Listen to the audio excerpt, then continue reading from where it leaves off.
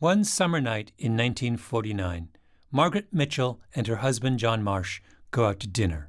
It's August, Atlanta, hot, humid. They walk to a restaurant on Peachtree Street in Midtown, not far from their apartment. They were going out for the evening, and they were going to go to see the Canterbury Tales, a movie, at the Atlanta Art Theater, which was located at the corner of Peachtree and 13th Street. So I'm standing in front of the site of the theater with Michael Rose, Executive Vice President of the Atlanta History Center. And so they had gone to the Women's Club prior to going to the movie. So they're just cutting across the street. So they simply came out of the Women's Club and were going to cross the street.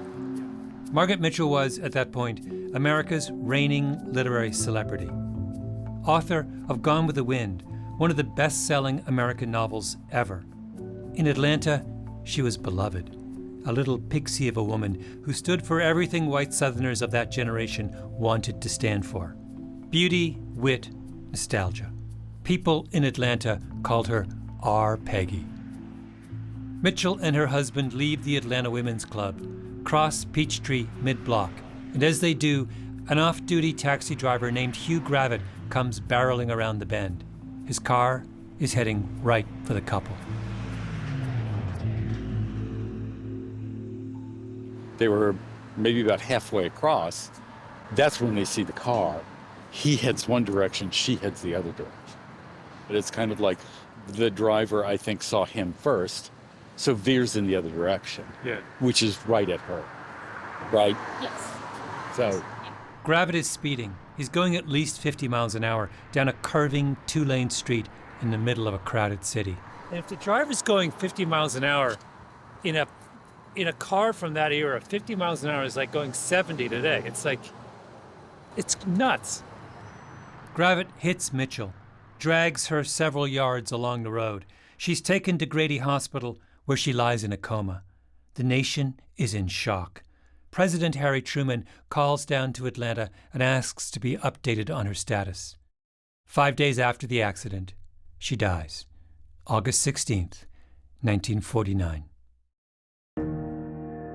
My name is Malcolm Gladwell. You're listening to Revisionist History, my podcast about things overlooked and misunderstood. This season, we're talking about experiments. Magic wand experiments, natural experiments, formal experiments. And in this episode, I want to offer up a thought experiment. Margaret Mitchell died in a car accident, but I want you to consider an alternate version of events. A version where we would never have called what happened to her an accident.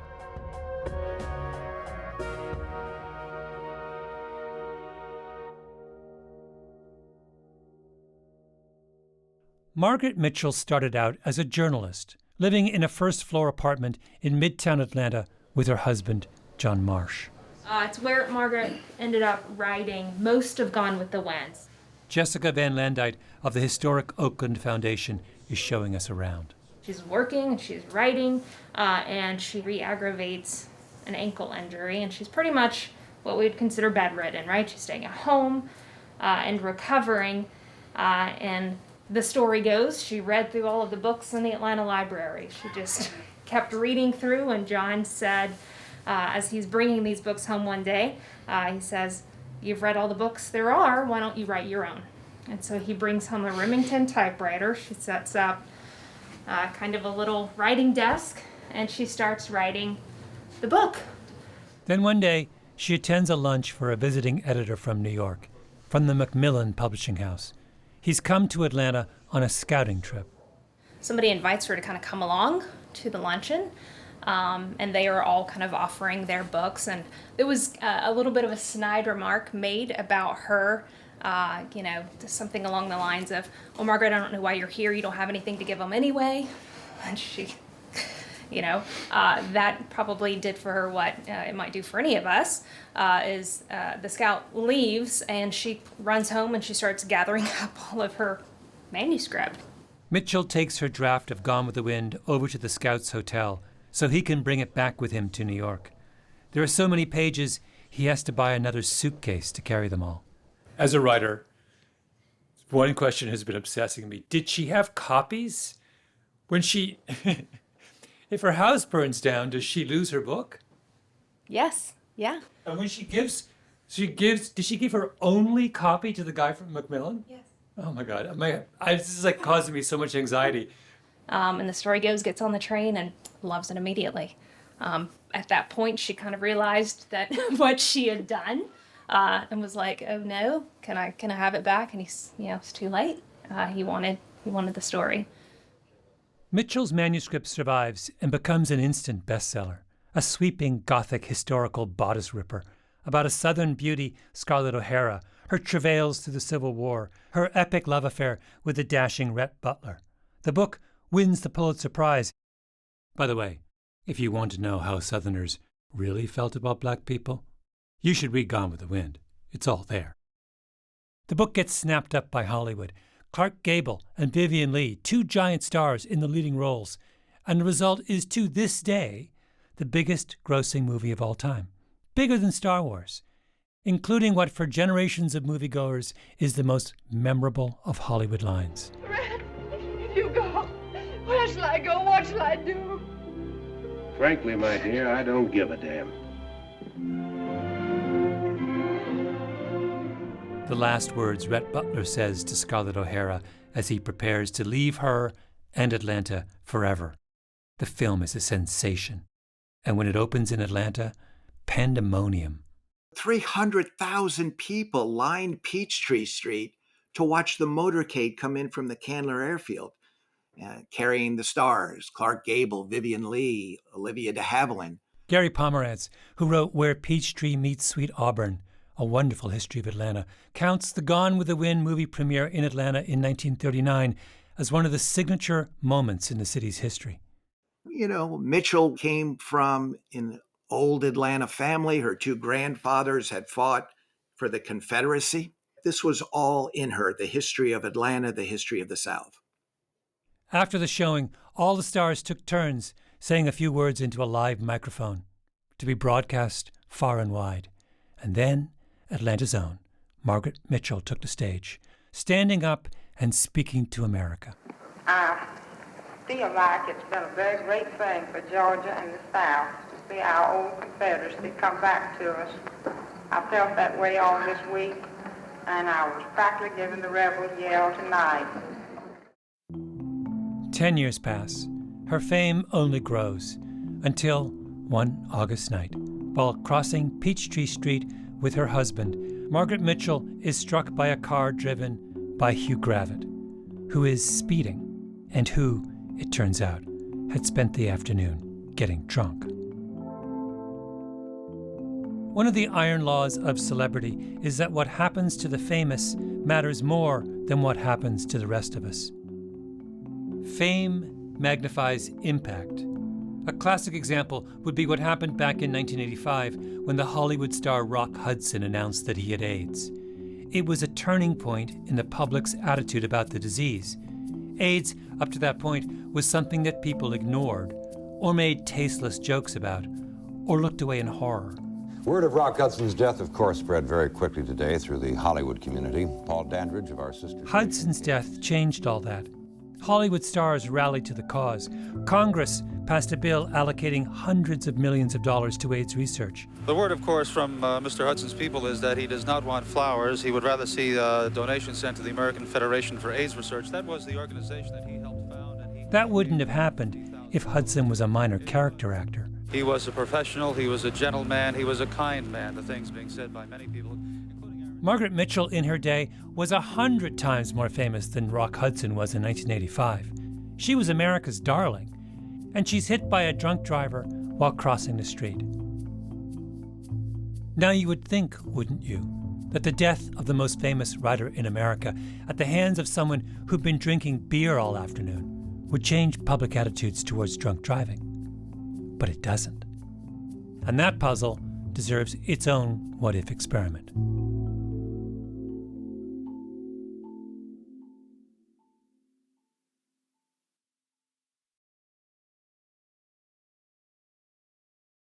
In 1937, the legendary Hollywood mogul David O. Selznick released A Star is Born.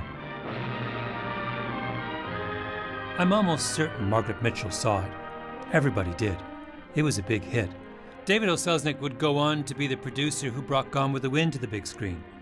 But there is no other connection between Margaret Mitchell and A Star is Born. Except, what if there was? What if one of those stories bled into another? That's the thought experiment. You may have seen the version of A Star is Born made in 2018, starring Bradley Cooper and Lady Gaga, which was a massive critical and commercial success. Ain't it hard keeping it so hardcore? Is that me? That's you. You just write that now? Yeah. It's pretty good. That version of A Star is Born was actually the movie's fourth go-round. A version was made in 1976 with Chris Christopherson and Barbra Streisand, and before that, Judy Garland and James Mason starred in a 1954 remake. All the versions follow the same basic plot. A young actress from some distant corner of the country comes to Hollywood, in search, of course, of fame and fortune. She happens to catch the eye of a big star named Norman Maine. He gets her cast in one of his movies. She changes her name to Vicki Lester, becomes a huge sensation.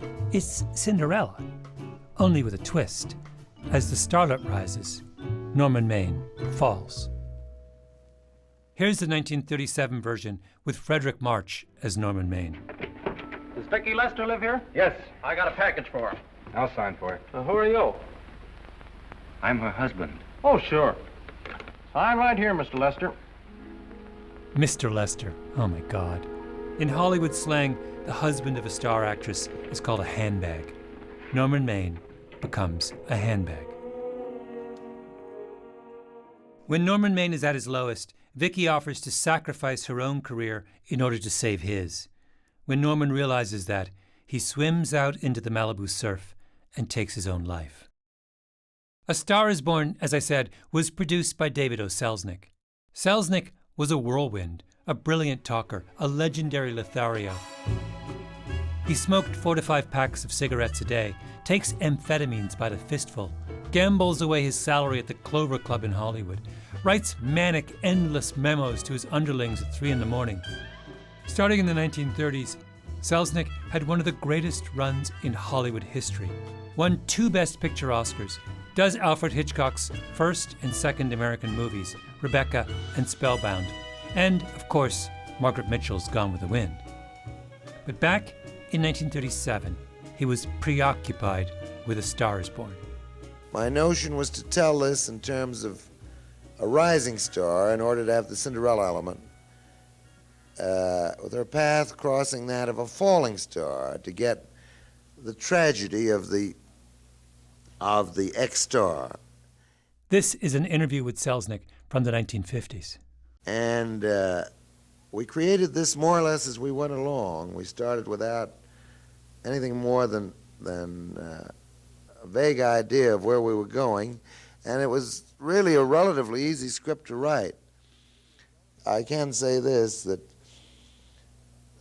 95% of the dialogue in that picture was actually straight out of life and was straight reportage, so to speak. A Star is Born is a movie on one level about alcohol. Maybe that's too reductive.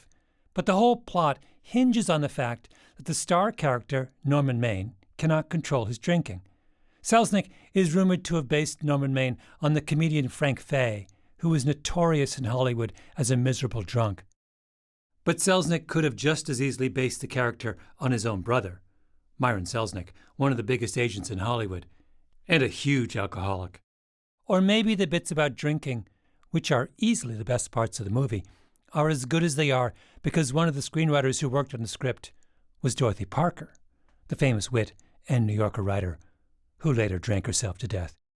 Or maybe they were the work of Parker's co-writer and husband, Alan Campbell, who would later die of a drug overdose. There were no shortage of addiction case studies in Hollywood in those years. So, in A Star is Born, Norman Maine marries Vicki, And as her career soars, his drinking gets worse. When Vicky wins an Oscar, he crashes the stage. I mean, can you imagine an angry husband crashing the stage at the Oscars? Now I want to make a speech.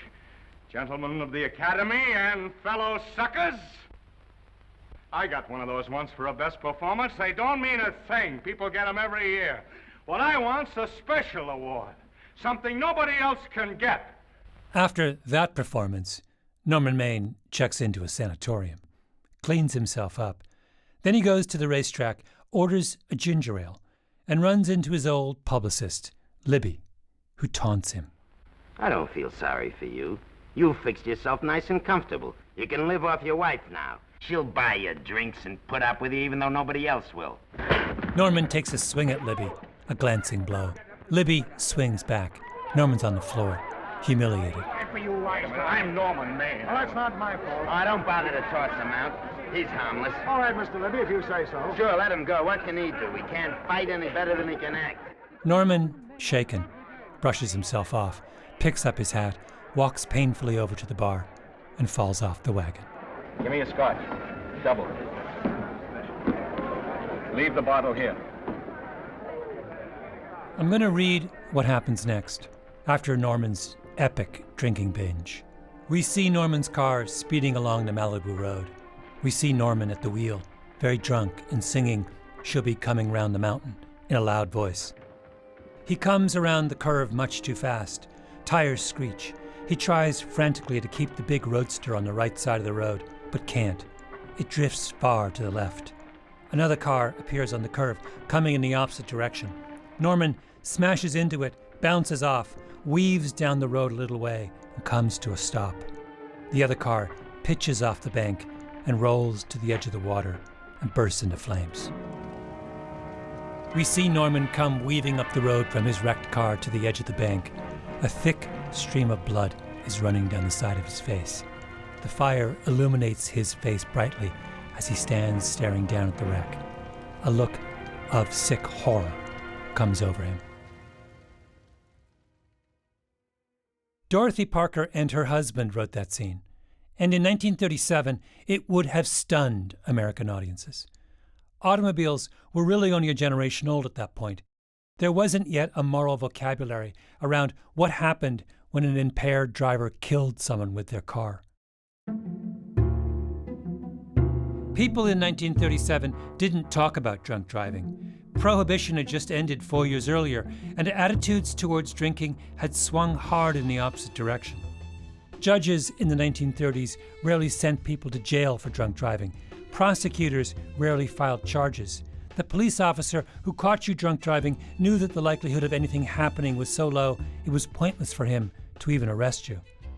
In 1939, the American Medical Association put out guidelines on drunk driving and said that the threshold for criminal conviction should be 0.15. Understand that right now, most American states have a threshold of half that. 0.15 is wasted. I'm going to guess that 99% of you listening to this podcast have never blown 0.15. Not even on that night in freshman year when you did one too many tequila shots and ended up with a hangover that lasted into the next week. Yeah, there was just passivity throughout the system. I called up Baron Lerner, who teaches at NYU Medical School. He wrote a fascinating history of drunk driving called One for the Road. So the old line about the judges was, that the judges themselves drank and drove, so they didn't want to call attention to the issue. The police were frustrated, at least the ones who were devoted to public safety were frustrated that there was no prosecution. Well, it's more than that word you used right now was passivity, and I was thinking about it seems more than that in a certain sense, because you talk a lot about how there was a feeling that an accident that happens because the driver is under the influence of alcohol is somehow unintentional, that you can't hold the driver responsible in a kind of moral sense for their actions while they were drunk, which is really weird to me because implicit in that is an acknowledgement that they are impaired. So it's not like we're saying, oh, you can drive just as well drunk as sober. No, they're not saying that. They're saying you absolutely are impaired. It's just that we're not going to hold you responsible for it. Yeah, it's weird. I thought it was weird, but it was so commonplace. And I'm glad you mentioned the word accident. Why, if you go and drink too much and you willingly go in your car when you know you're not supposed to, and you crash into someone or something and there's damage and hopefully not death, that's still called an accident. It was called an accident in the 1930s, and it's still too often called an accident, although people now try to get us to use a different word. The other phrase, wrong place at the wrong time. All these notions that, well, just, if that person hadn't been crossing the street, sure, the driver was drunk, but, if they hadn't been out so late at night and crossing the street, this wouldn't have happened. It's sort of bad luck for the drunk driver in a contorted sort of way. And some people used to make the analogy, well, it wasn't like they put a gun in their pocket and went out and then shot someone. They didn't mean to do this. They were just having a couple drinks at the bar and wanted to get home safe. Well, that's actually wrong. It is like putting a gun in your pocket.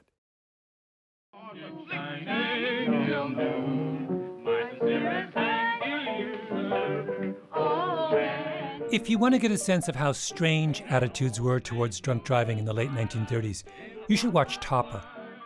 Topper was a big hit in the summer of 1937, a comedy starring a young Cary Grant as a bon vivant named George. Grant and his wife Marion, played by Constance Bennett, are a young rich couple who spend all their time dancing and drinking.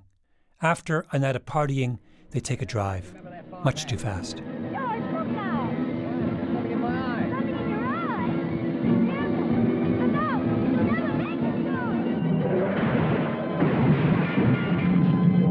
They crash their car.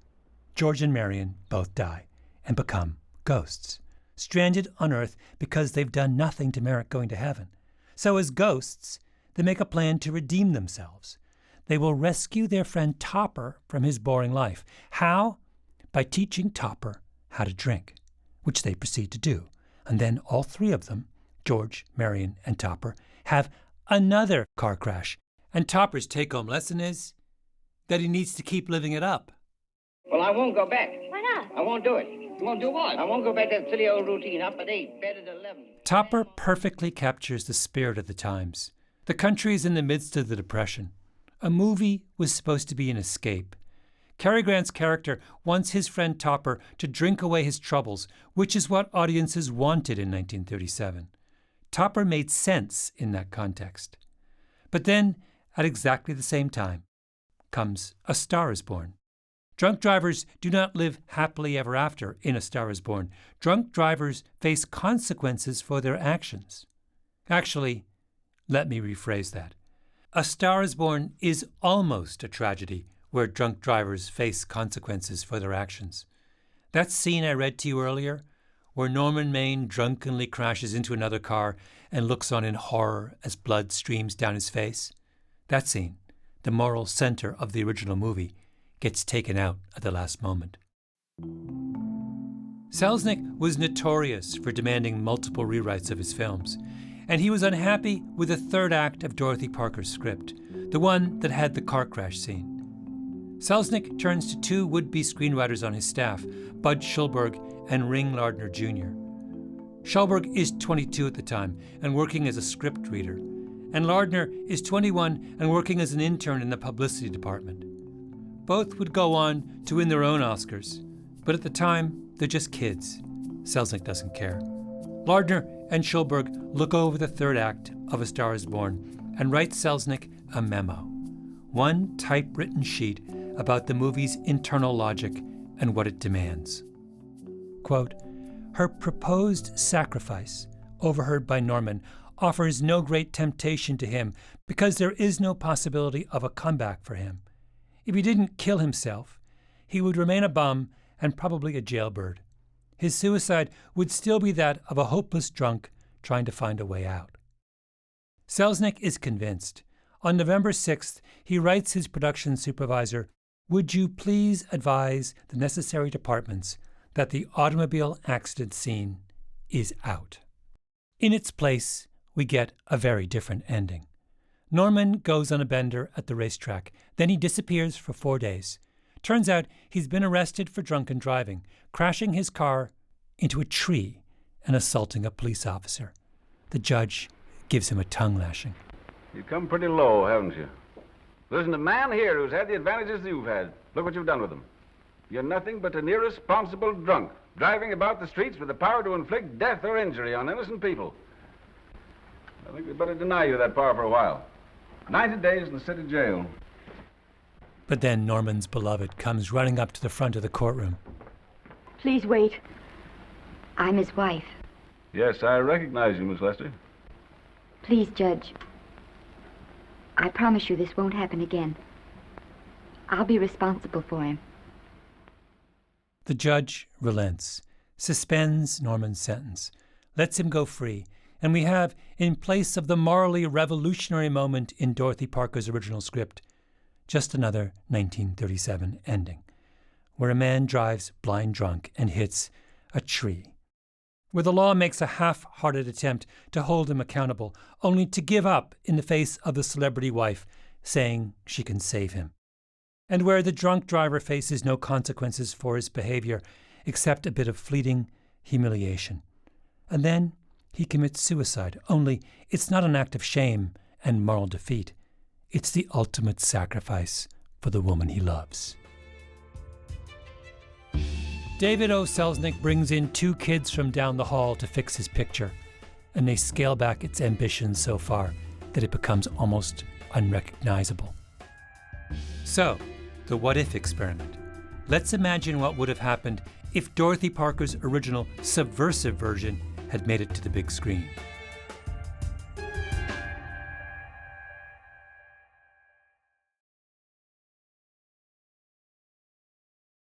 The driver who hit Margaret Mitchell, Hugh Gravitt, spends 2 years in prison on manslaughter charges.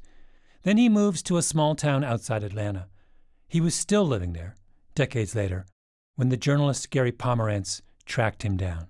The door opened, and there stood Hugh Gravitt. He was 71 years old, and he was gaunt, reed thin, cloudy eyes, not moving well, smoking a cigarette, and he smiled and said, "Good morning." They sat outside in his yard and talked for a few hours. One of the things that struck me most about him was that it wasn't just that he'd hit someone famous. He repeated several times to me, "I hit a woman. I hit a woman." And it was the worst thing he could have imagined. And again, he must have said 3, 4, 5 times, "I'd rather it had been me instead of her." Do you think he was drinking? Oh, well, he told me he was drinking. I don't know the amount. Obviously, this is 42 years later. I think he just wanted to get his view out. And it wasn't, to him, alcohol wasn't a part of this. Alcohol wasn't a part of this. That's what's so strange about going back through the accounts of Margaret Mitchell's death. The fact that his drinking might have been the reason he was speeding somehow didn't seem to occur to many people. A police officer at the scene later testified that he had smelled alcohol on Gravitt's breath. Gravitt himself did not deny that he'd been drinking, but no one gave him a breathalyzer. For goodness sake, the man had over 20 previous traffic citations. Gravitt stood for half an hour at the scene before anyone even talked to him. After his arrest, a picture of Gravitt runs in all the newspapers. He's standing next to his arresting officers with a big smirk on his face. He's a reckless menace. His license should have been revoked years before.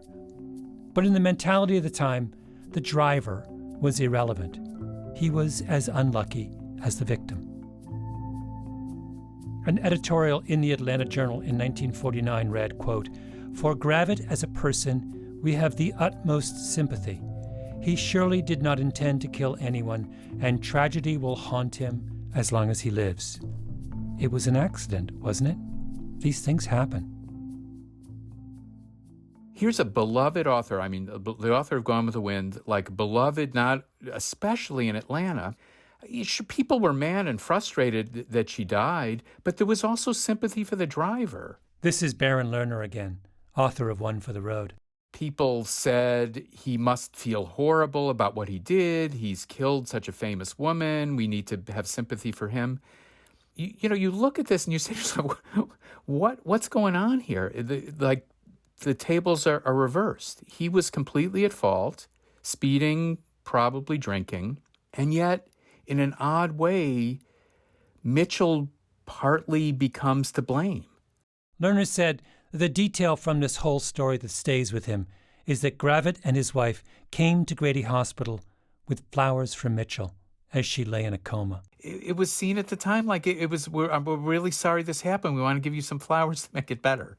There was unbelievable tolerance of an activity that shouldn't have been tolerated. It isn't just that he brought flowers. There's an article in one of the local newspapers where a reporter goes to visit Gravitt in jail and finds him praying, a Bible open to the book of Samuel on his bed. Gravitt tells the reporter, "I wanted to go to her funeral, but that was impossible." And then Gravitt says, "God knows, it was an accident." People also, after the fact, were saying, with no justification at all, well, Margaret Mitchell would have forgiven him, right? How do they know, right? But that was the nature of the entity at the time. It would be the 1970s and 1980s before Americans started having real conversations about drinking and driving. In the interim, many people needlessly died. Could A Star is Born, as originally written, have started that conversation earlier? Maybe. That's what movies do at their best. The shocking sight of a drunk man struggling to realize he's just killed people could have been in the public's mind for more than a decade by the time Margaret Mitchell died. And maybe by the time a drunken Hugh Gravitt hits the country's most beloved author, America would have been ready to say, the man who careens down Peachtree is not a victim. He's a criminal. But we'll never know, of course, because David O. Selznick never gave the film the ending it deserved.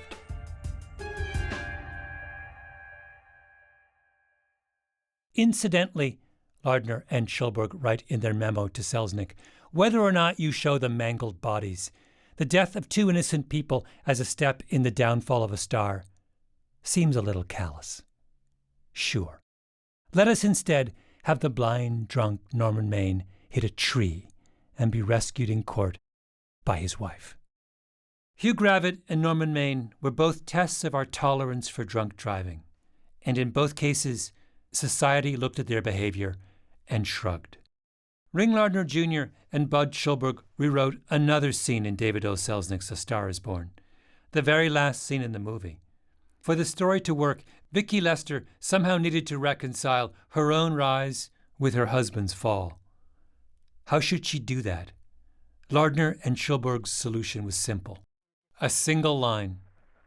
We see Vicki Lester at the moment of her greatest professional triumph, at the premiere of the movie she has just starred in with her newfound professional freedom. A reporter puts a microphone in front of her. Miss Lester.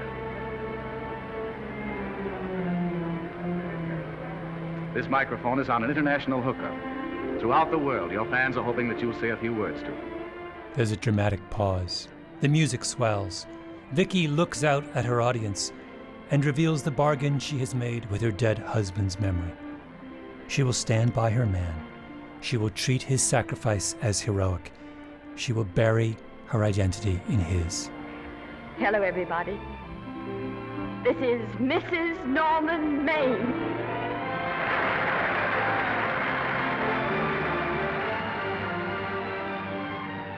Frankly, my dear, you know the rest.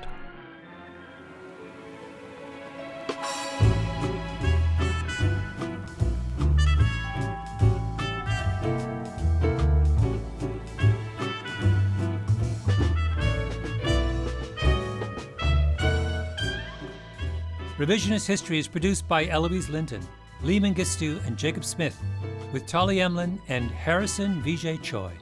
Our editor is Julia Barton. Our executive producer is Mia Lobel. Original scoring by Luis Guerra, mastering by Flawn Williams, and engineering by Nina Lawrence. Fact-checking by Keisha Williams.